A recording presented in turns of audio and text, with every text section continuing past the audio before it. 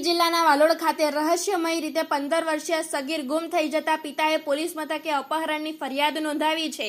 ત્યારે શું છે સમગ્ર મામલો, જુઓ તાપી સ્વરાજના રિપોર્ટમાં। તાપી જિલ્લાના Valod RB plaza first and second floor પર રહેતા ગોપાલભાઈ તેજો રામજી કુમાવત વાલોડ ખાતે ચાની લારી ચલાવી ગુજરાન ચલાવે છે। ત્યારે તેમનો 15 વર્ષીય દીકરો વિકાસ ગુમ થઈ જતા અનેક પ્રશ્નો ઊભા થઈ રહ્યા છે। તેમજ આ 15 વર્ષીય વિકાસ એ પોતાનો મોબાઈલ પણ ઘરે મૂકી ગયો હતો અને મોબાઈલના કવરમાં એક ચિઠ્ઠી મૂકી ગયો છે, જે ચિઠ્ઠીમાં હિન્દી ભાષામાં લખાણ કરેલ છે, જે વંચાણે લેતા कुलदीप के भविष्य ने आप सुधार दीजिए, आप वाने मोबाइल में छोटी रखजो और भगवान की किताबों पढ़ाओ, वाने महान आत्मा बना दीजो और मने आशीर्वाद दीजो।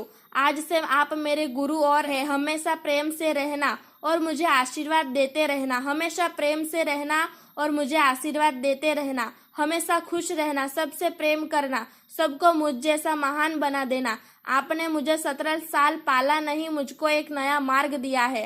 आप दोनों मेरे माता पिता पूजनीय और गुरु आशीर्वाद प्रदान करे। सादर प्रणाम, हमेशा आपके चरणों में सुबह उठते ही मुझे आशीर्वाद दे दिया करो। मैं जहाँ भी रहूँगा हमेशा आपके लिए आशीर्वाद से खुश सुखी रहूँगा। आपका प्रिय લખેલ હતું। ત્યારે અહીં આપને જણાવી દઈએ કે વિકાસના નાના ભાઈનું નામ કુલદીપ છે।